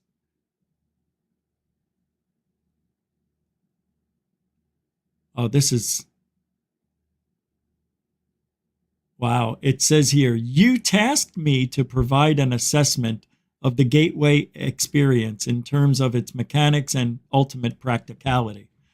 As I set out to fulfill that tasking, it soon became clear that in order to assess the validity and practicality of the process, I needed to do enough supporting research and analysis to fully understand how and why the process works.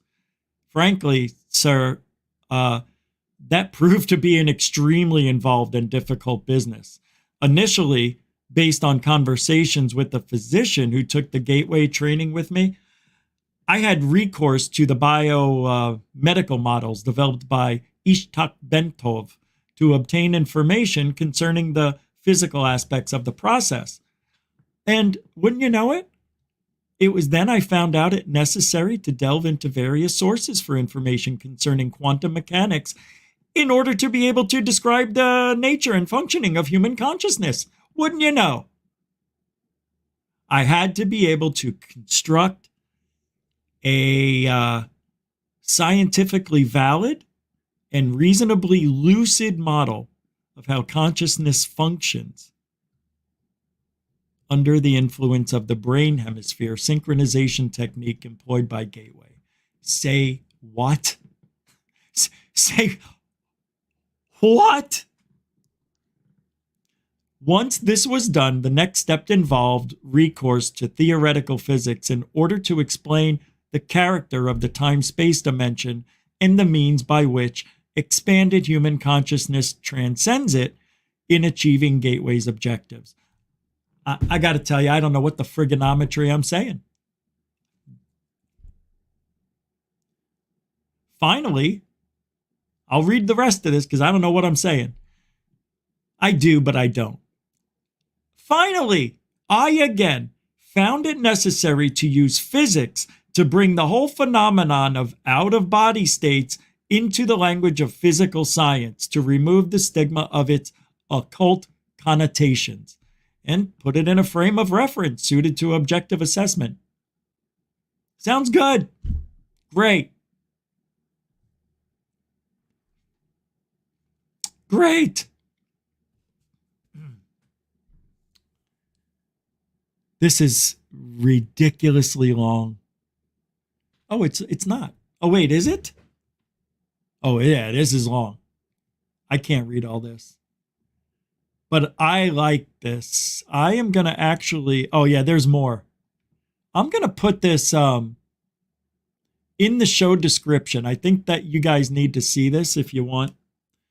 I'll put it in, after the show. This is amazing. I'm reading it.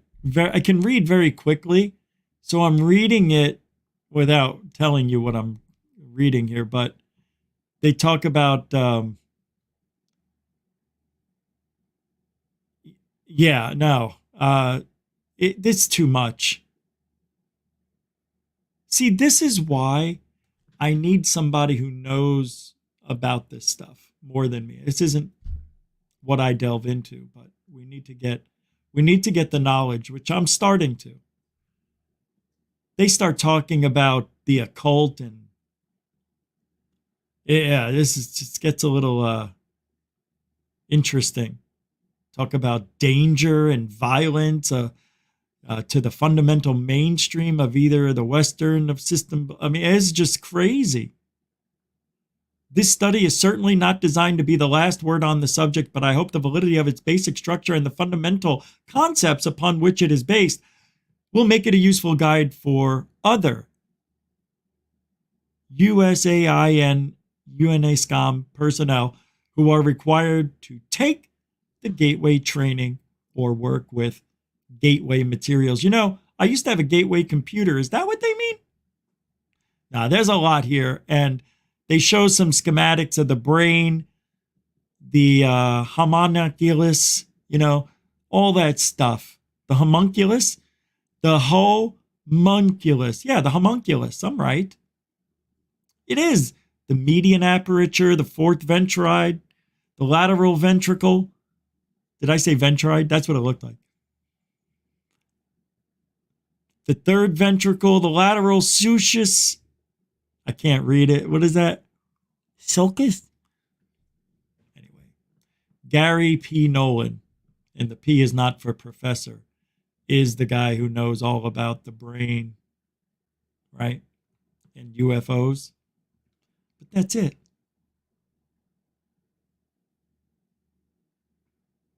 All right.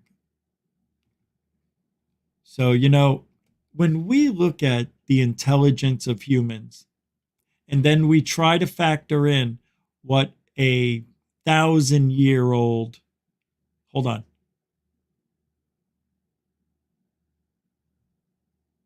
Let me back that up. A 1,000,000-year-old alien civilization, how smart would they be? What would be their intelligence? How far would they go? Well, let's look at elephants for a minute. And apes and all that. They haven't done anything. They've been around a long time, longer than man.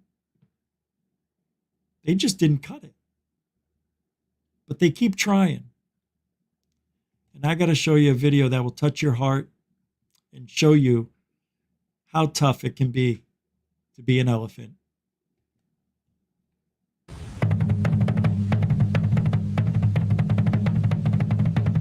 Hot for teacher.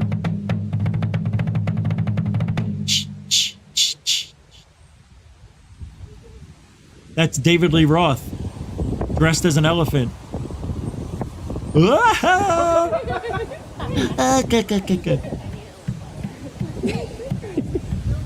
He's a regular Neil Peart.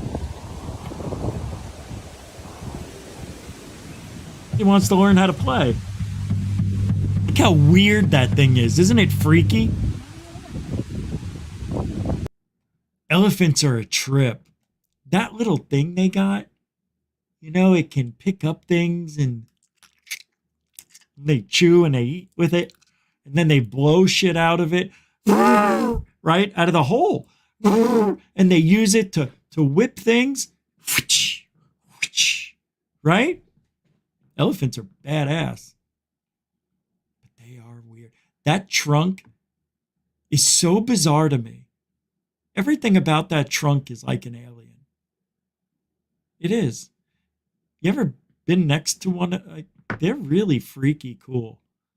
Like, I could look at an elephant and almost like he's understanding what I'm feeling, I feel, right? They've got those eyes. Elephants are cool. You know what else is cool? No? No, it's all right. Don't worry about it. Don't worry about it. No big deal. No, it's all right. Stephen Bassett. Stephen Bassett, man alive, that guy. You know why I say that?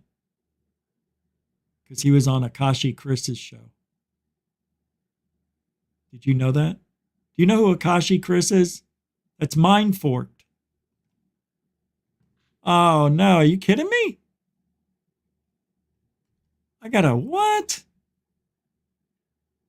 I gotta verify who I am. What the Let me see what this is. All right. Stephen Bassett, I guess, was on Mind. Oh, yeah, that's right. Yeah, I listened to that. Oh, yeah, this is great. I meant to. Hold on. Yeah, this is it. All right, watch this. Stephen Bassett's been around forever, right? He came out with when Dolan came out. You remember that class back in the late 90s? That was the same class that had Greer and David Will Koch.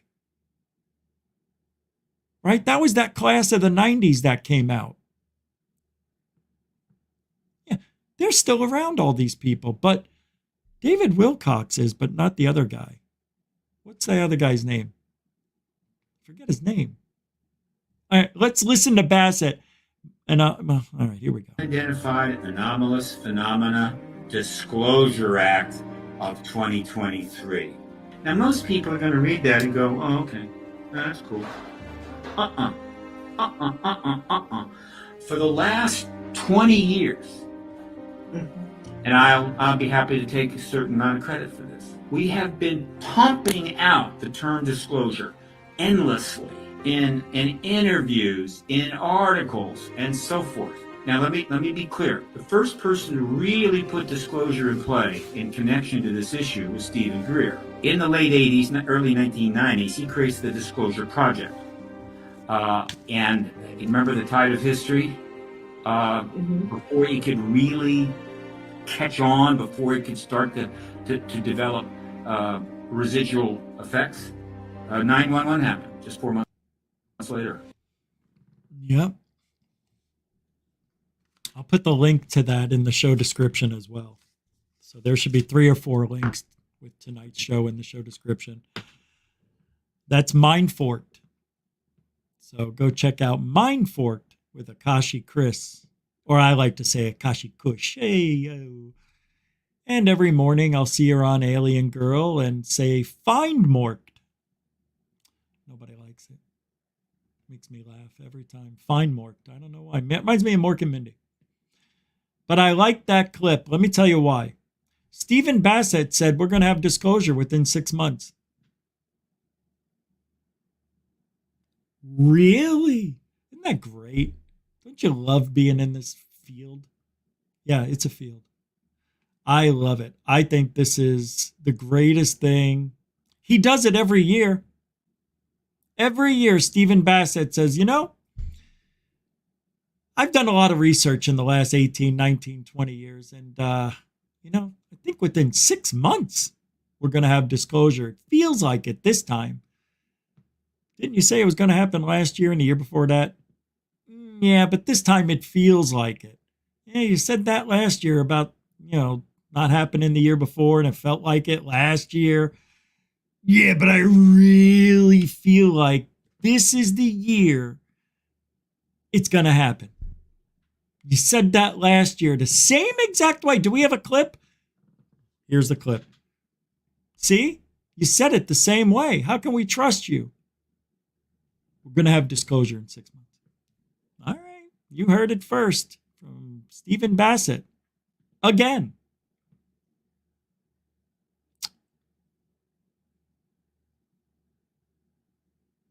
Because that's what he does. You know? That's what he does. All right. I don't understand people. Right? I've worked out in the field. I've worked out in the real world. I've had a 9 to 5. I was a jobber too. Can I show you something? I got to show you this video. Is this how people dress at work? At a government facility? I have never seen anything like this. You know, I guess it's different for men than it is for women. I don't know. I don't know why this can even, you gotta see, just watch. This is at a public defender's office. Still are filming me, and I don't know why. Well, because you're talking to me. I don't really appreciate it. Look at how they're dressed. That's how you dress. Look at the face. Look at the hair. You don't dress like that in a freaking... Being filmed without, I'm at work. Exactly. I don't find that very You're at work. It looks like you're doing laundry. fair. And you're a public employee, that's why Look at her hair. She didn't even take a shower. we're recording you, because you're at work. And that's fine. We have the right to do so. Sir, I'm a supervisor. What's Look going at on? this one. What are you wearing? Do your hair. Oh, my goodness. You know what, Rich? We don't want that male energy here. We don't need to wear a suit or a tie. I'm talking dress nice. You're wearing Saturday afternoon. I'm at the park playing soccer with my kids' clothes. You didn't even take a shower. I know, I'm getting a little excited. This bothers me, this shit. I see this when I'm out in public, and I like good customer service. I was customer service. I know what it's like to have shitty people in front of you all day long. But you got to be nice. Nobody's nice anymore. Nobody says, "Hi, how you doing today?" Nobody gives a shit. And I've seen this every year, it getting worse and worse and worse and worse. It's hard to find good help. They don't make kids like they used to. We all know that. This country's been pussified beyond repair right now. Something's got to change. Quick. Quick. And it's drug itself into my ufology. And gosh dang it, I don't like it. Because look at what Lue's trying to do. Militarize ufology. We're going to get rid of all of me, the people who don't believe in the lie. Some of you will get that, right? But you cannot, this is not how you dress for work. Maybe on a casual Friday, maybe. This is actually an attorney office. I mean, they didn't even bathe. That hair wasn't washed. That hair's got oil in it. So it's not a public space. We're going to hang out here until we're done getting our pictures, and then we're going to leave. If you guys could stand out there, though, this is not a public space. This is a client confidential office. So this is a... And I shouldn't see your nose piercing. And I shouldn't see the outline of your bra. Attorney business. This is not a public building, though. This is my card. This is a pub. You guys lease this space here, and this is a... That is a Hanes men's shirt for $9.99 at Walmart. Public lobby. Great, this is my card. What's going on, guys? Hey, how's it going? Hey, who's this guy in the suit? Am I right or what? How did I know there was a suit coming in here? I had no idea that guy was going to pop in. Look at what he's wearing. That's right. He's the guy. He's the lawyer. Yeah, he has to wear the suit. Dress for success. That's all I can say. That's what I grew up with. Right, guys? You dress for success. Nothing less. When you leave the house, oh my God, you want to hear the worst story ever? This happened to me today. I'll tell you how I reacted first, and I'll tell you what happened. So this is how I reacted when I found out. Oh my God. Oh my fucking God. Oh my, are you kidding me? And nobody said anything. Nobody. Now I understand why I was getting strange looks. Oh my God. I'm so freaking embarrassed.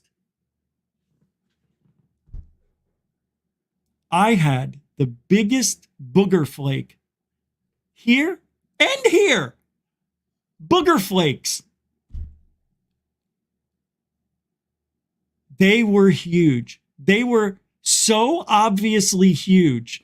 I'm like this today. I'm like, hey, how are you today? And I've got the biggest two boogers. I don't know they're there.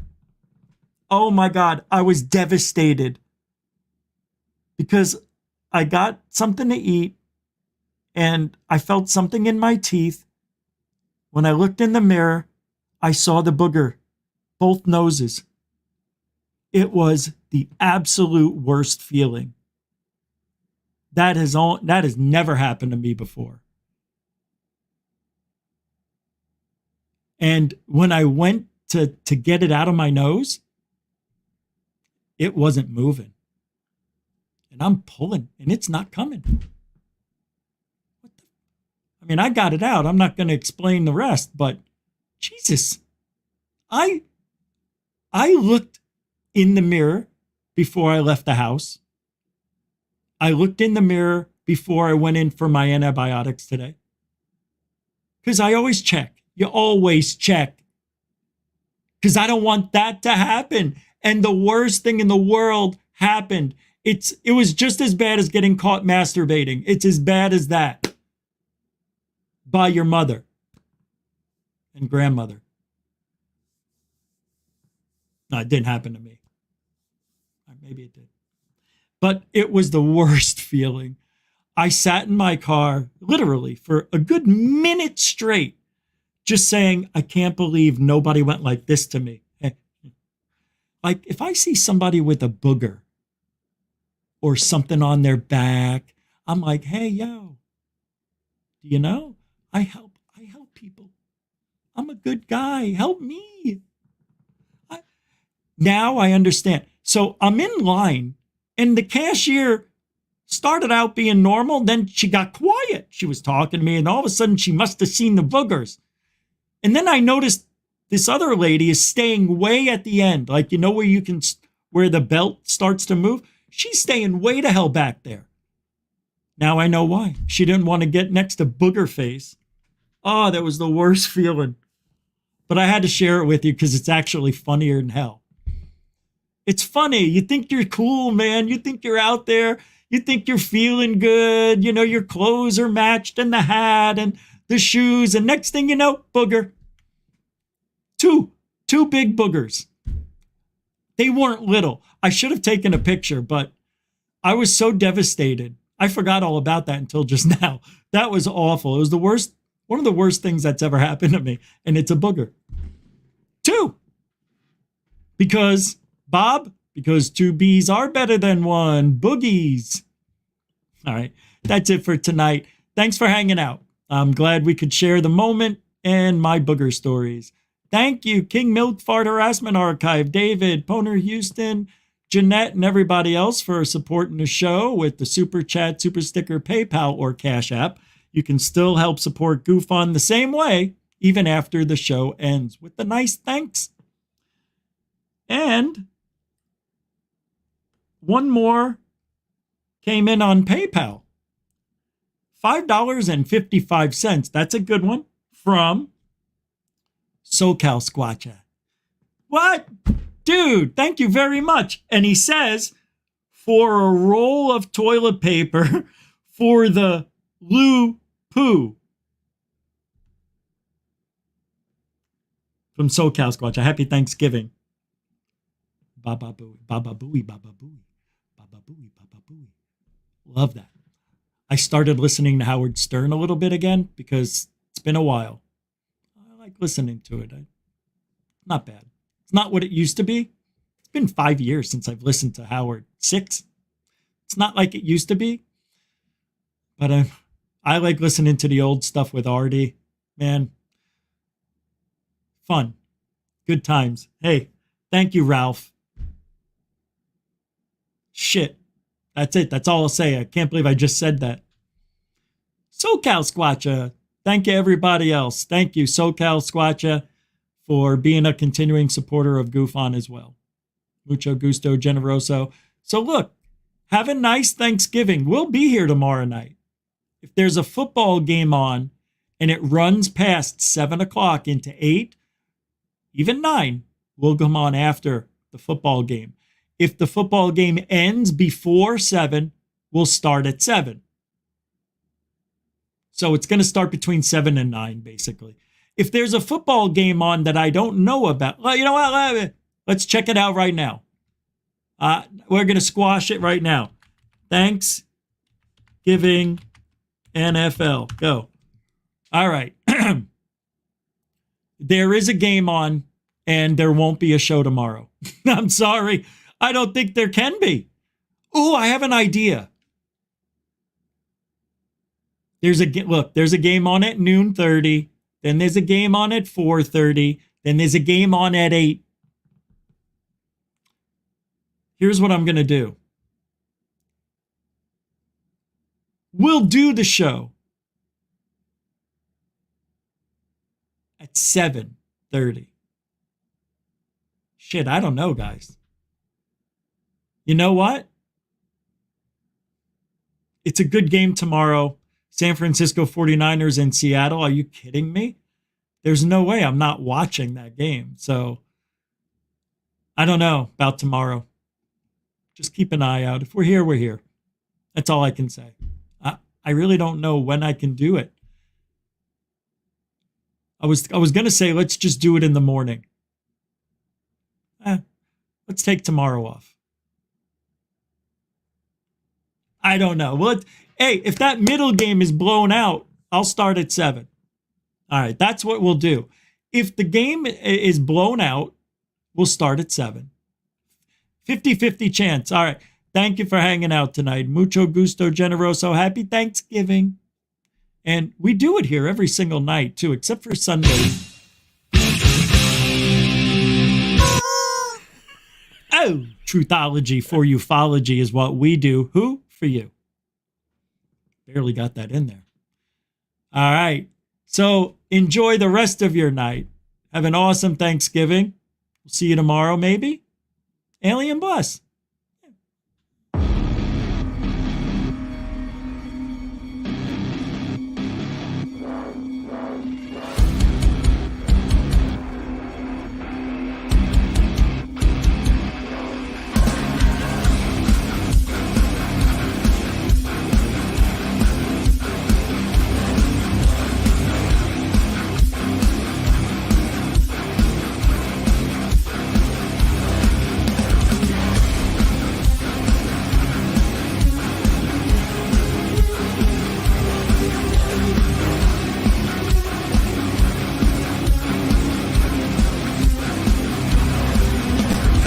What you just said is one of the most insanely idiotic things I have ever heard.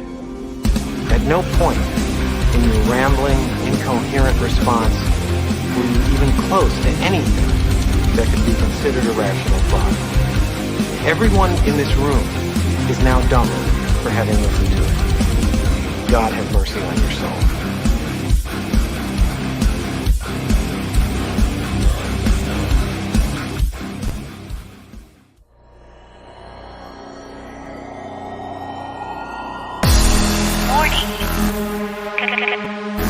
Control life. Warning. Warning. Failure. Control life. Warning. Unidentified flying object.